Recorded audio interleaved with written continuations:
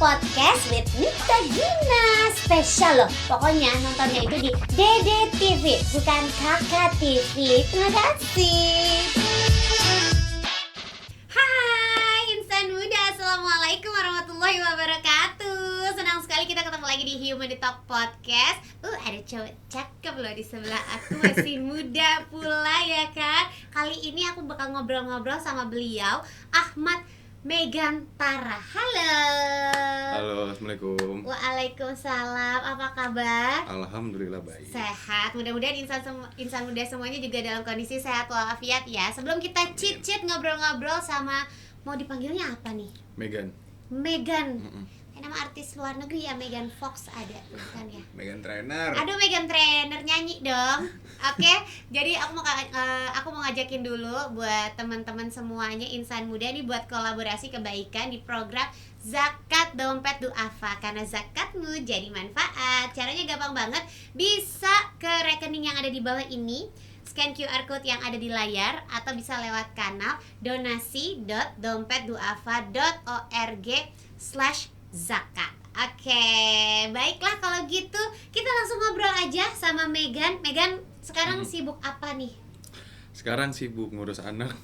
Serius? Serius. Bapak rumah tangga atau gimana sih? Jadi kan ya namanya juga kita kerjanya di dunia entertain, terus juga jadi kan kalau misalnya jadi aktor tuh kadang kayak on off gitu, Kak. Jadi pas lagi off ya udah fokus di rumah, begadang bareng sama istri, ngurus anak. Masya Allah, luar biasa. Bantuin ya berarti ya. Anak umur berapa sekarang? Sekarang masih umur 1 bulan lebih. Oh, masih bagus-bagusnya itu begadang ya. Iya. Membantu ya, tapi istrinya dibantu ya. Bantu. Jadi sibuk ngurusin anak. Film ada yang lagi jalan? Karena jadi tuh kemarin pas kebetulan juga anak tuh lahir pas lagi di tengah produksi. Oh. Jadi agak pusing karena selesai syuting kan kadang pagi. Iya. Balik itu langsung ke rumah sakit, nungguin apa, ngebantuin istri butuh apa. Iya. Gitu. Tidur, bangun, jalan lagi ke lokasi. Kayak gitu. Ya udah, terus kemarin itu rap itu di tanggal belasan Februari. Jadi ya udahlah, kok ngerasa kayak ada utang ya, maksudnya kayak karena kemarin masih agak keputus-putus setengah-setengah.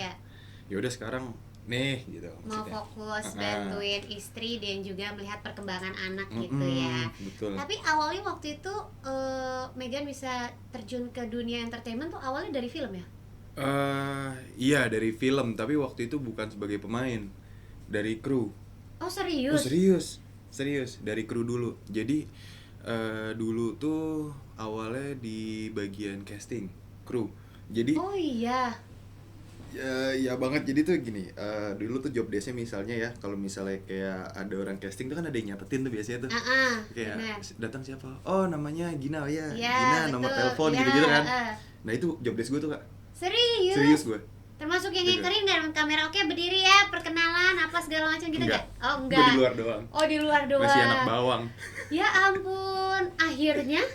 Jadi waktu itu akhirnya karena kan ada casting ghost to kampus. Di kampus gue castingnya.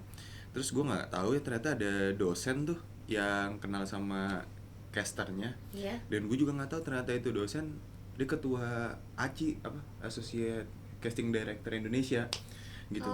Gue juga nggak tahu ternyata itu dosen gue gitu. Abis itu gue malah disuruh casting. Gue sih nggak mau awalnya karena gue nggak pede. Kebetulan ada orang lagi casting perempuan. Habis itu dosen gue bilang, ya udah lu bantuin deh, mancingin gitu. Mancingin, gue pakai skrip, gue ini. Terus kata si casting directornya Mas Rudi Kwek, dia bilang, bro nggak enak bro kalau misalnya lu mancingnya pakai skrip. Lu udah hafal belum? Udah mas. Ya udah lu mancing nggak usah pakai skrip ya. Iya ya udah. Ternyata yang di-record gue dong. Serius? Memang udah rezekinya ya harus terjun ke dunia entertainment, ke dunia perfilman gitu. Jadi bisa dibilang kalau Megan itu sekarang fokusnya lebih ke dunia akting. Main film, serial. Serial main juga? Serial. Terus apalagi? Nyanyi? Enggak. Udah enggak. Bermusik? Musik cuma sebagai hobi aja sih. Oh, main gitar. Main gitar. Main gitar. Mau MC? Nggak usah ya, hidup saya keambil ya kalau nge-MC ya. Tapi di antara semua paling suka apa? Suka semua sih, maksudnya kan beda Kak. Jadi kayak ya sama-sama dunia seni ya, gitu. Kalau acting tuh punya rasanya tersendiri, terus kayak manggung tuh punya euforianya sendiri. Itu beda-beda sih. Tapi suka semuanya, seru. Suka dukanya kalau jadi aktor apa sih? Aku kan dulu pernah main sinetron juga awal-awal. Yang di Trans nggak sih? Sebelum itu main sinetron dulu, cuman kayaknya nggak terlalu passion ya, karena kok pulang pagi terus gitu, sedangkan aku anaknya doyan bobo sih ya. Doyan tidur, jadi kayak kok gue nggak tidur. Kalau Megan suka dukanya jadi aktor apa sih? Akhirnya kan tadinya kan maksudnya kan bilangnya kayak gue tuh malu, kayak enggak, itu nggak ada di dalam pikiran gue jadi aktor gitu, tapi akhirnya terjun dan lanjut gitu. Ya udah, gaskan gitu. Jadi gue aslinya orangnya emang pemalu Kak. Gue tuh orangnya pemalu gitu. Terus gue nggak ngerti, kayak gue tuh aslinya introvert kali ya gitu, bukan extrovert.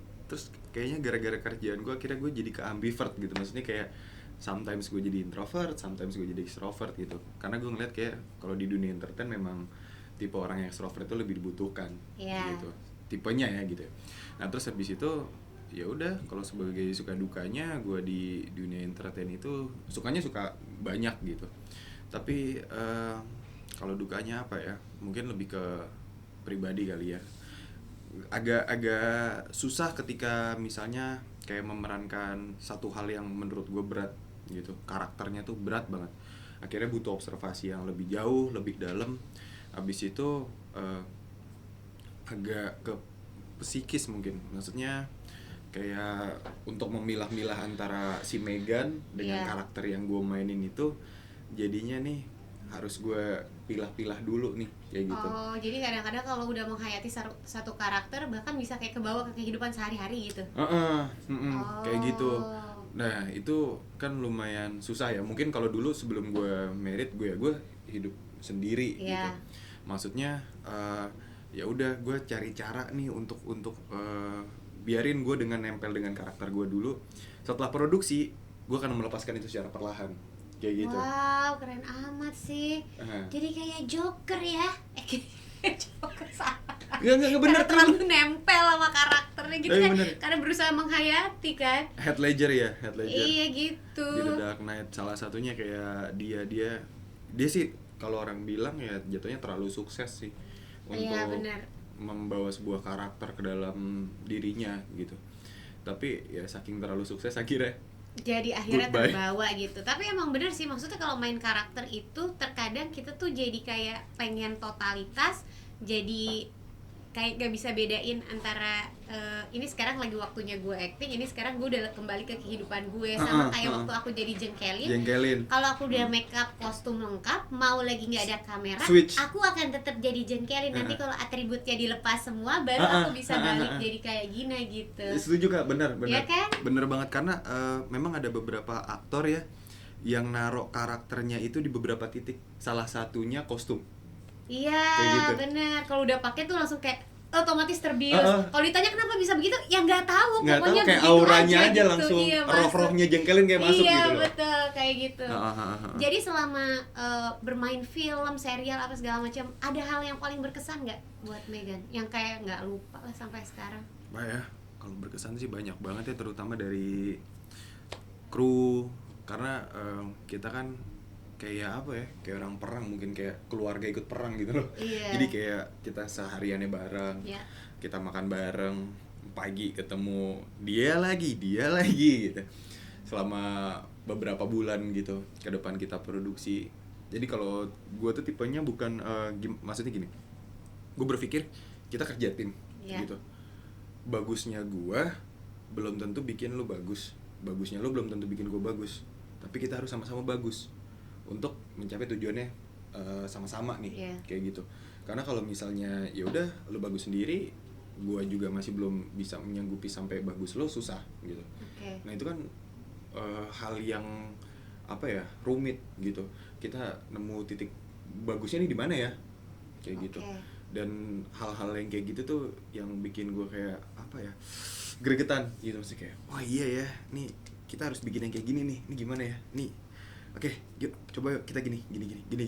Menurut gue itu proses kreatif tuh bener-bener yang bikin gue semangat, bikin sakit kepala memang gitu, maksudnya kayak kepikiran aduh gimana ya caranya kayak gitu. Tapi justru hal-hal proses kreatif kayak gitu yang bikin gue seneng. Dan itu gitu. Selalu membekas di setiap film mungkin atau di setiap serial tuh selalu ada ceritanya masing-masing Pasti gitu ada, ya. pasti ada. Termasuk waktu syuting KKN. Ya. Desa Penari ya. Ih, horor ya. Ih, takut nggak sih? Syutingnya sehoror itu juga nggak? Enggak sih. Oh iya. Enggak sih. Ya ada beberapa tapi maksudnya nggak sehoror itu gitu. Tapi nggak tahu ya, mungkin karena gue yang ngerjain gitu, jadi kayak gue nggak ngerasa horor kali ya. Ih, kitanya yang nonton horor ya, tapi proses syutingnya sama kan kayak yang lain-lain, maksudnya kayak menetap di satu tempat lama waktu itu. Begitu bukan sih? Kakak yang Desa Penari syutingnya di 2 bulan waktu itu gue syuting di Jogja. 2 bulan syuting di Jogja. Itu udah nikah belum? Belum, itu 2019. Oh, belum nikah. Belum. Sebelum pandemi itu juga syuting waktu itu. Jadi masih aman lah ya. Kita masih bisa bebas lah, maksudnya nggak ada batasan-batasan untuk syuting. Waktu itu syuting 2 bulan di Jogja, ya syuting di tengah hutan, terus ya yang kayak gitu-gitu deh gitu. Terus ya ada beberapa kru yang bilang kayak, oh ini pas lagi di sini nih tuh gue ngeliat loh gitu. Aduh, itu paling males kalau syuting, apalagi kalau misalnya horor, biasanya kan mulainya tuh abis matahari terbenam baru mulai syuting. Nanti kalau siang justru nggak terlalu banyak aktivitas yang gitu ya gak sih? Makanya lucu juga sih kalau syuting film horor tuh kayak apa ya?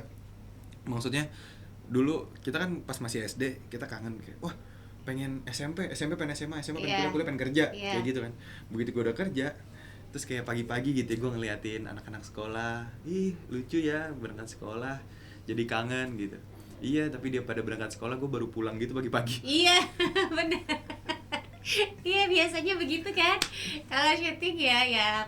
Tapi semuanya kan dinikmati. Siapa tahu memang jalannya kan menjadi seorang aktor gitu. Tapi sebenarnya cita-cita Megan tuh jadi apa sih? Dulu tuh gue punya cita-cita mau masuk ke kalau dulu tuh apa ya, akabri, militer. Jauh banget Megan. Jauh banget. Serius kak gue. Serius? Masa? Iya serius. Akhirnya putus di tengah jalan tuh karena? Jadi apa ya? Hidup gue tuh kayak progresif kali. Jadi pas lagi dulu tuh gue atlet bola gitu. Pasti kalau dari kecil dan profesional gitu. Otomatis kan nggak mungkin dong bayangin aku pengen jadi atlet bola terus tiba-tiba berubah jadi atlet catur. Ya mungkin aja gitu. Cuma maksudnya bayangannya kan nggak mungkin kayak gitu. Aku mau jadinya waktu itu ya atlet bola gitu. Terus habis itu tahun 2011 federasi kita kan diberhentiin tuh sama FIFA selama 2 tahun. Akhirnya ya udah gua nggak tahu nih, maksudnya kan jadi semua atlet di Indonesia nggak ada arah waktu itu tahun 2011 2012 lah. 2 tahun itu ya gue berhenti. Habis itu pas SMA ketemu teman ngobrol apa segala macem. Wah iya kok kayak menarik ya masuk inian ya akademi militer kayak gitu. Gue kok jadi pengen gitu. Ya udahlah berusaha fokus ke sana kayak gitu. Ternyata abis itu masuknya malah ke kampus waktu itu gue ambil broadcasting memang. Bayangan gue berarti kalau gue masuk ke broadcasting nanti jadinya ke arahnya TV nih. TV, gue mau jadi eksekutif produser. Jadi yang di belakang layar malah justru bukan di depan layar. Jadi belakang layar kayak gitu. Kampus malah ya udah arahnya terbawa sama jalur takdirnya ke sini. Tapi orang tua nggak pernah kayak melarang kan? Maksudnya kayak pokoknya Megan nggak boleh ya jadi ini, harus jadi ini atau segala macam gitu. Alhamdulillah nggak pernah, karena orang tua tuh selalu pesannya gini, papa sama mama selalu dukung kamu apapun yang kamu kerjain dengan catatan asal itu positif gitu. Enak berarti ya.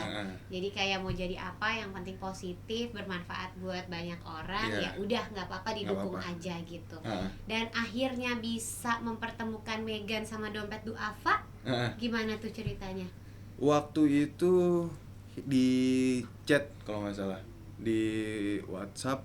Habis itu nah gue pengen, maksudnya gue senang untuk membantu orang gitu, tapi kadang tuh kita tuh apa ya, cita-cita, hasrat, tapi kita masih belum tahu nih apa yang harus gue lakuin gitu. Atau misalnya kayak gue mau bantu tapi gue bantu kemana ya, ya dalam bentuk gimana apa ya, gitu, kayak gitu. ya. Nah kebetulan waktu itu di chat, nah ini caranya, dalam hati gue, oh ini caranya, ya udah. Kayak lagi iklan ya, nah ini caranya. Ya, ini caranya. Aduh. Kontak person. Segitu. Jadi awalnya karena chat dari Dompet Duafanya ngajak kolaborasi. Awalnya dari program wakaf itu. Wakaf berarti. Terus juga kolaborasi untuk Turki. Turki. Kalau nggak salah. Oh. Baru-baru ini kan. Kan nggak semua, bisa dibilang kan Megan tuh anak muda ya, sosok anak muda yang menginspirasi gitu. Amin. Kok bisa ya tergerak gitu kayak oke deh gue mau nih kolaborasi sama Dompet Duafa gitu. Apa yang bikin kayak Megan yakin bahwa ini lembaga cocok nih buat saluran gue untuk membantu sesama gitu? Gue cuman ini doang sih, gue cuman ngutip-ngutip dari orang-orang doang. Maksudnya ya lucu sih, gue dari dulu tuh kalau ditanya gara-gara ikut bokap juga, bokap tuh orangnya agak-agak nyeleneh gitu ya. Jadi kalau misalnya akhirnya oh ternyata sifat itu turun ke gue gitu, terus gue tanya, Gan lu tuh kalau ngefans sama siapa sih? Nabi Muhammad. Oh ngefans sama siapa? Nabi Muhammad. Udah Nabi Muhammad dong, nggak ada lagi. Ya gue suka sih sama orang lain, tapi tetap nomor satu Nabi Muhammad. Kenapa gitu ya, nggak tahu kenapa gue ngefans aja gitu. Karena gue pernah ngutip tuh orang, pokoknya sebaik-baiknya contoh adalah Nabi Muhammad gitu kan. Ya udah berarti ya tindak tanduknya dan segala perilakunya ya ngikutin beliau gitu. Ya salah satunya ya membantu orang tanpa pandang bulu, tanpa pandang apa-apa segala macam. Ya menurut gue harus seperti itu gitu. Gue nggak bisa sebaik beliau, tapi maksudnya setidaknya ya gue mengikuti jalurnya gitu. Dalam artian kayak gue juga mau nih membantu orang kayak gitu. Dan menurut gue nggak berharap untuk timbal balik gitu, tapi yang gue tahu adalah ketika kita berbuat baik sama orang ya insya Allah tanpa kita tahu ada aja orang juga baik gitu ke kita. Ya betul, dan salah satu caranya ya mungkin dibukakan jalannya juga sama Allah, dipertemukan sama si Dompet Duafa ini gitu ya. Tapi menarik ya, Megan umur berapa sih sekarang? Gue tuh 27 tahun ini. Sekarang 27, ya Allah masih muda banget. Jadi bisa kalau didengar ya dari ceritanya, Megan tuh adalah anak muda yang dari kecil ya, kayaknya tadi tuh kalau menurut cerita kayak udah jadi mau atlet bola, terus abis itu kayak gue punya cita-cita mau jadi militer, pokoknya terjun ke dunia militer. Tapi akhirnya gue kuliah di jurusan broadcasting, terus udah punya visi misi kayak gue mau jadi eksekutif produser segala macam. Itu kan ibaratnya kayak gak semua anak muda loh kayak gitu. Walaupun pada akhirnya jalur yang misalnya yang awal kayak cita-cita awal pengennya jadi atlet bola, tapi ternyata langkah gue nggak terus ke situ, tapi gue punya alternatif plan lain kesini. At least ada visi misi buat lo ke depannya tuh mau ngapain gitu. Kalau anak zaman sekarang kan mungkin banyak yang kayak mau jadi apa ya, jadi beban orang tua aja deh gitu.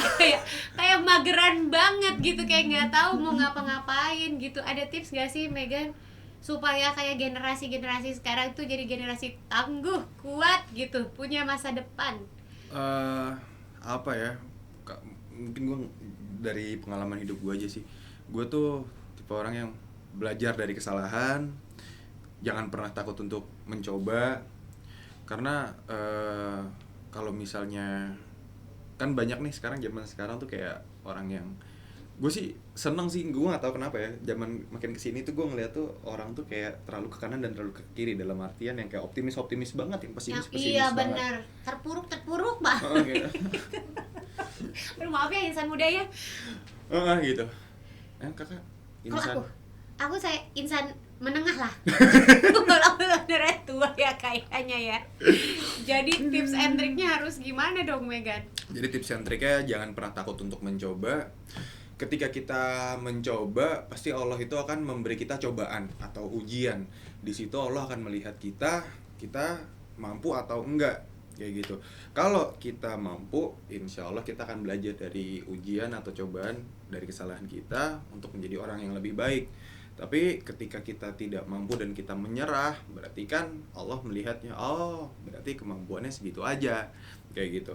Dan menurut gue Allah itu memberi kita kepintaran, Allah memberi kita semua fasilitas dan lain-lain, dan menurut gue kita harus memaksimalkan itu supaya kita menjadi insan yang lebih baik lagi, insan yang lebih berani. Dan ya salah satu tipsnya adalah itu tadi, sebaik-baik contoh adalah Nabi Muhammad, jadi kita ikutin jejaknya beliau, meneladani ya beliau. Ih keren banget, Masya Allah, luar biasa. Nggak kelihatan dari penampilannya ya, kalau dari penampilannya tuh kelihatan nggak begitu kata-katanya ya. Udah biasa.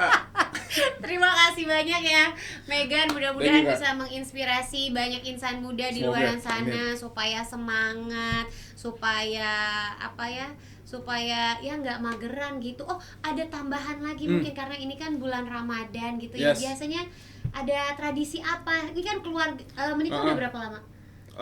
Baru setahun. Ada udah sempat melewati Ramadan belum? Sempat. Gimana sih, ada tradisi nggak di keluarga barunya Megan kalau bulan Ramadan? Kayaknya gue akan membawa tradisi dari gue kecil sih, maksudnya dari keluarga. Jadi gue juga punya cerita sedih sih. Boleh silakan, boleh. Apa? Ungkapkan saja. Jadi gue tuh tipe orang yang senang dengan kebersamaan dari kecil, karena memang apa-apa tuh selalu rame-rame kayak gitu. Kayak kita sahur bareng rame-rame, terus kayak buka puasanya, terus kayak karena dari didikan dari kakek gue tuh semua tuh kayak serba rapi, tertata dan lain-lain kayak gitu ya. Jadi kalau misalnya kayak sebelum beduk maghrib kita udah duduk di meja gitu makan ya, gitu, sepupu-sepupu semuanya gitu, udah ya nunggu tinggal azan maghrib aja gitu. Terus abis itu kebawa sama gue, jadi setiap udah mau buka gitu, terus kayak gue udah duduk nunggu gitu. Itu akhirnya berjalannya waktu, kita mulai pada beranjak dewasa nih, sepupu-sepupu dan lain-lain gitu. Pas gue SMA itu gue baru pulang ke rumah sore, ya udah gue sholat asar, terus gue nunggu maghrib gitu ya. Gue duduk loh sendiri, terus kayak gue toleh kanan kiri, buset gue belum beli bukaan nih, dalam hati gue gitu. Ya udah deh, gue buka pakai air putih aja. Pas azan itu baca doa, gue minum air putih, gue nangis lah. Serius gue. Karena kebersamaan itu tidak ada lagi. Udah gak ada lagi gitu. Terus kayak ya bokap nyokap lagi kerja juga kayak gitu kan, sedih deh gue gitu. Terus gue nangis gue pas lagi minum air putihnya loh, Pak. Ya ampun, ternyata di balik sosoknya yang kayaknya gagah gitu ya, ada hati yang melo. Oh my god. Jadi lo mau meneruskan itu di keluarga kecil yang baru ini. Gitu. Kebersamaan. Jadi pokoknya kalau buka puasa, sahur kalau bisa sama-sama gitu ya. Mudah-mudahan nanti anaknya berentet ada banyak gitu. Jadi buka puasanya bisa jadi satu meja besar lagi gitu ya. Amin, mudah-mudahan tercapai. Baiklah kalau gitu, sebelum pamit sekali lagi aku mau ngajakin buat kolaborasi kebaikan di program Zakat Dompet Duafa, karena zakatmu jadi manfaat. Caranya gampang banget, langsung lihat nomor rekening yang ada di bawah sini, scan QR code-nya yang ada di layar, atau boleh lewat kanal donasi.dompetduafa.org/zakat. Itu aja. Nikta Gina pamit, Megan Tara juga pamit. Terima kasih untuk cerita-cerita inspirasinya. Sampai ketemu lagi ya insan muda. Assalamualaikum warahmatullahi wabarakatuh.